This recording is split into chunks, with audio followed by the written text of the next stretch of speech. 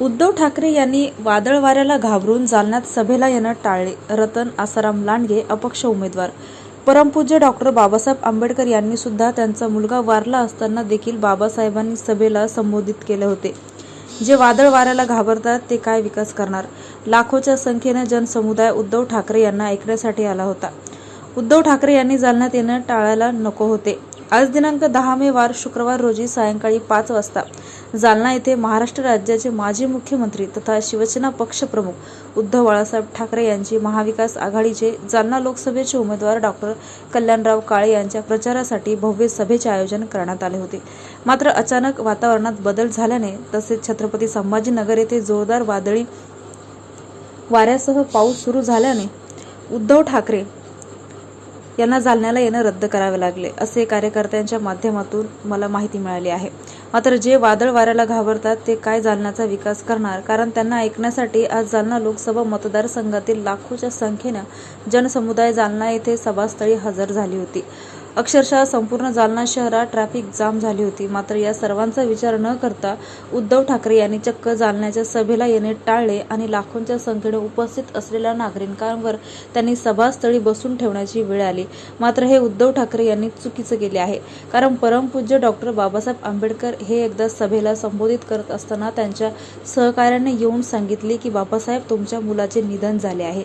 हे ऐकल्यावर डॉक्टर बाबासाहेब आंबेडकर यांनी प्रत्युत्तर दिले की माझ्या एका मुलासाठी मी एवढ्या लाखोच्या संख्येने जमलेल्या मुलांना पोरकं करू कसं? त्यामुळे बाबासाहेबांनी सभा सुरू ठेवली आणि आपल्या मुलाच्या अंत्यविधीची बातमी ऐकल्यावरही जाणे टाळले. याला म्हणतात जनतेची सेवा असल्याचे रतन लांडगे म्हणाले. मात्र हे सर्व बोलबच्चन आहे. कुणीच जालन्याचा विकास करण्यासाठी लढत नाही. त्यामुळे लोकसभा मतदारसंघ जालन्याच्या मतदारांनी या कुठल्याही राजकीय पक्षाचा विचार न करता मी अपक्ष उमेदवार आहे, त्यामुळे सर्वांनी माझ्या थापी या निशाणी समोरील बटन दाबून मला प्रचंड बहुमताने विजयी करावे. कारण मीच या गोरगरीब जनतेसाठी धावून येणार आहे आणि येत राहील. त्यामुळे मतदार राजांनी पुन्हा एकदा मतदान करताना विचार करावा व थापी या निशाणी समोरील बटन दाबून मला प्रचंड बहुमताने विजयी करावे, असे साकडे मतदार राजा पुढे जालना लोकसभा मतदारसंघातील अपक्ष उमेदवार रतन आसाराम लांडगे यांनी घातले आहे. सर, मी रतन आसाराम लांडगे, अपक्ष उमेदवार. आज उद्धव ठाकरेजी आज जालन्याच्या दौऱ्याला आलते. लाखोच्या संख्येने पब्लिक होती आणि काही कारणामुळे पाऊस पाण्याच्या हवाच्या धाका मारत ते वापस गेले.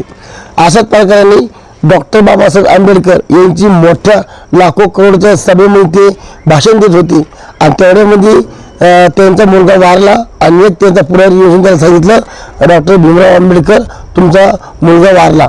तर त्यांनी डोळ्यामध्ये आसू बी आणले. त्यांनी त्याला सांगितलं की बाबा, इथं माझे लाखो करोडो मुलं आहेत, यांना सोडून माझ्या एका मुलासाठी मिळू शकत नाही. तर ही एक शीख आहे उद्धव ठाकरेजीला. हे वारं तुफान आलतं. हे लाखो लोक तुमची वाट पाहत होते. तुम्ही विकासासाठी आलते. लोकांना तुम्हाला ऐकायचं होतं. जर तुम्ही वाऱ्याला भेटा तर विकास काय करता आणि ही खासदार यांना काय येतील? मी गरीब माणूस आहे. मी हवा तुफानात वाऱ्यात पाण्यात मी येईन. मी तुमच्या हर सेवेत उभं राहीन. मला थापीवर तुम्ही थापी निशाणीवर मला मतदान बहुमताने विजय करा, एवढीच माझी अपेक्षा आहे. आज उद्धव ठाकरेजीचा दौरा इथं जालन्यामध्ये होता. तर लाखोच्या संख्येने काही पब्लिक अशी आढळली. सगळं ट्रॅफिक जाम होती आणि त्यावेळेमध्ये ते पाऊस सगळं वादळ सुटलं होतं. त्या वादळाला घाबरून सुद्धा ते सभेला आले नाही. त्यांची वाट पाहत पाहत हे लोक इथं निराश झालेले आहेत त्यांचे काँग्रेस पार्टीचे. आणि जर नुसतं हवाला घेऊन जर ते पळाले तर मग ते जालन्याचा विकास कसा होणार? म्हणून लोक आता खूप नाराज आहेत. म्हणून आज मी रतन आसाराम लांडगे उमेदवार आहे जालन्याचा. तर माझी थापी निशाणी येईल. मला असं वाटतंय मी एक गरीब माणूस आहे. मी हवात काय, मी तुफानामध्ये बी येईन. यांच्या लोकांचे सहकार्य करायला यांनी मला निवडून आणावा आणि मला विजय करावा. असे लोक जर हवाला पाहून जर पळून गेले तर सर काय उपयोग या राजकारणाचा आणि या उमेदवाराचा आणि या खासदाराचा?